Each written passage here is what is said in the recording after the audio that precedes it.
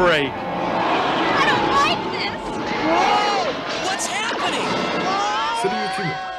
Alors aujourd'hui, comme convenu, on va dire, je vais commencer les reviews donc des figurines Hasbro Donjons et Dragons pour les 40 ans de la licence.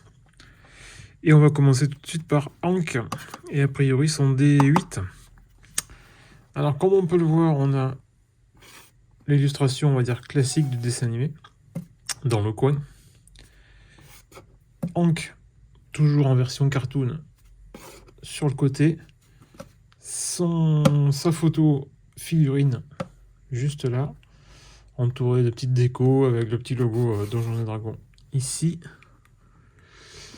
Qu'est-ce qu'on a là? Rien à part de la poussière, parce que ça fait un petit moment que je les ai reçus. Celle-ci, c'est dégueulasse. Voilà. Au dos, on a un descriptif de la figurine. Donc, Hank avec son arc. Alors, l'arc, on a l'arc standard et l'arc avec l'effet, le pouvoir. Dans la même vague, on avait Bobby et Diana, qu'on verra plus tard. Toujours licence Donjons et Dragons. Figurine à l'échelle. Donc, ça, théoriquement, c'est l'échelle d'origine. C'est 1-1. En sachant que c'est du 6 pouces. Bien sûr, c'est du Hasbro. Bien sûr, il faut pas s'étouffer avec. C'est pas en dessous de 3 ans.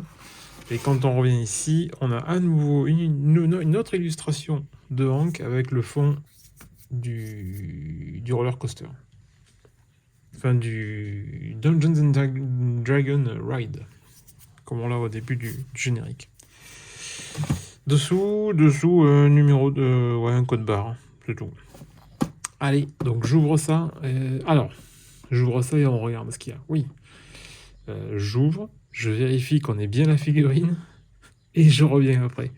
Parce qu'il y a eu beaucoup de soucis, que ce soit sur la qualité des figurines, ce qu'il y avait dedans, parce qu'il y a des boîtes où on n'a pas la bonne figurine.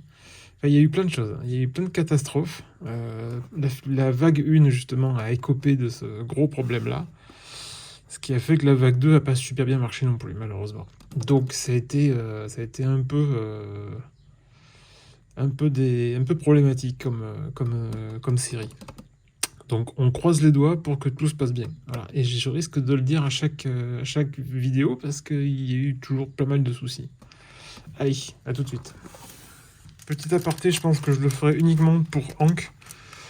On a, ça c'est une fois qu'on ressort donc la boîte de l'emballage, voilà ce qu'on a. On a 2 petits sachets, donc là a priori ça correspond. Hein. Là on voit qu'on a une tunique verte et que là on a les arcs.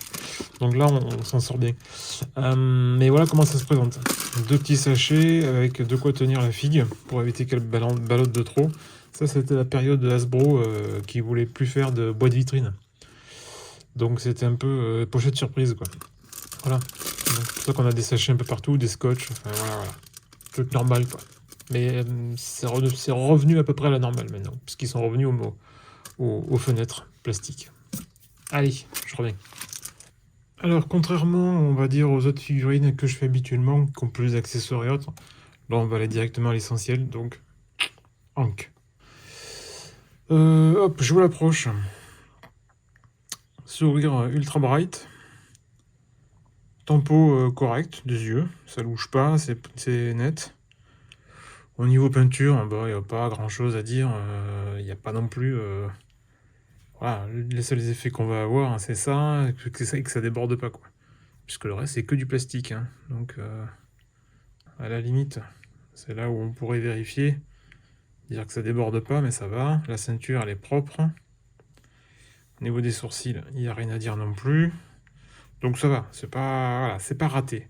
Par contre, il est raide comme la justice. Hein. C'est au niveau des articulations, par exemple les genoux, c'est impossible à plier. Et je veux pas forcer parce que ça fait aussi partie des problèmes de ces figurines-là. C'est que tout se casse. Voilà, les coudes ne plient pas. Alors les mains, ça va, ça tourne. C'est déjà ça. La tête aussi, c'est bon. On regarde un petit peu en bas, ça va bien en bas et pas trop en haut. On voit qu'il y a un double joint, parce qu'en fait on a une boule en bas et une boule dans la tête. Donc ça lui permet de bouger un petit peu comme il faut. Ça, bah, par contre, c'est sur un axe au niveau de la taille. Donc ça fait un petit peu aussi ce que ça veut. C'est pas mal. Ça, c'est cool. C'est plutôt rigide, hein, donc c'est pas mal. Et au niveau du pied, on a donc ça et on a ça. Donc ça va aussi. Au niveau des poses, c'est pas mal. Mais voilà, au niveau des coudes et des genoux, il va falloir qu'il aille au bain ou au décapeur thermique pour le chauffer un peu, pour qu'il prenne un peu de jeu, parce que là, pour l'instant, il peut pas. Et j'ai pas envie de forcer. Hop, je le pose là, parce qu'il tient, donc ça pose pas de souci. Pour son arc hyper basique.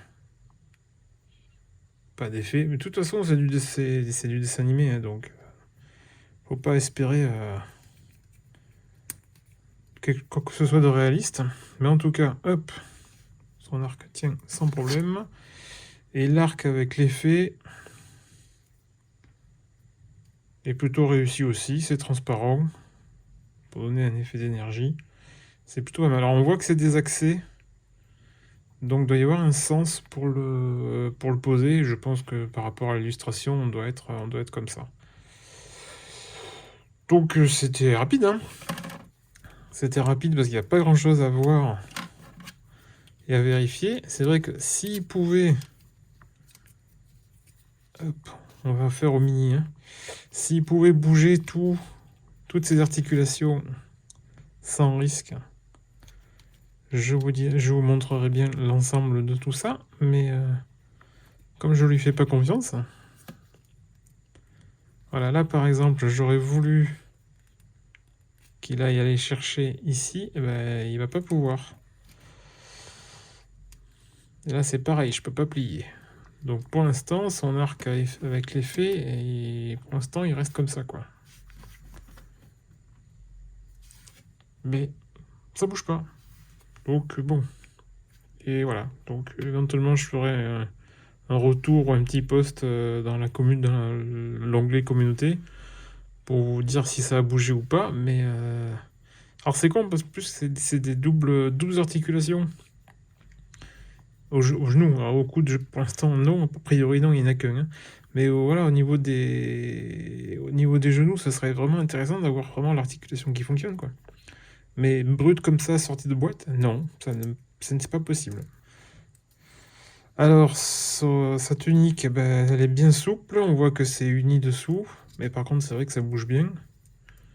C'est fendu, donc ça permet, au niveau des mouvements, ça pose pas de problème. Pareil pour le bas de la tunique, on est pareil sur un plastique souple, donc ça permet, et pareil aussi, fendu, donc au niveau des mouvements, ça posera aucun problème.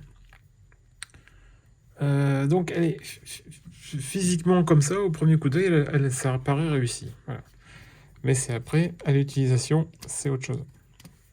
C'est beaucoup plus emmerdant. Hop, je lui remets son arc standard.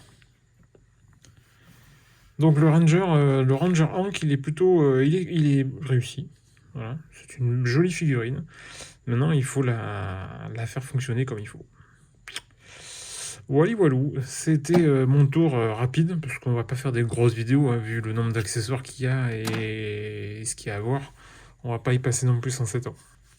Donc, c'était mon tour le plus rapide et le plus complet de Hank, licence Donjons et Dragons, 40e anniversaire. À plus, ciao ciao.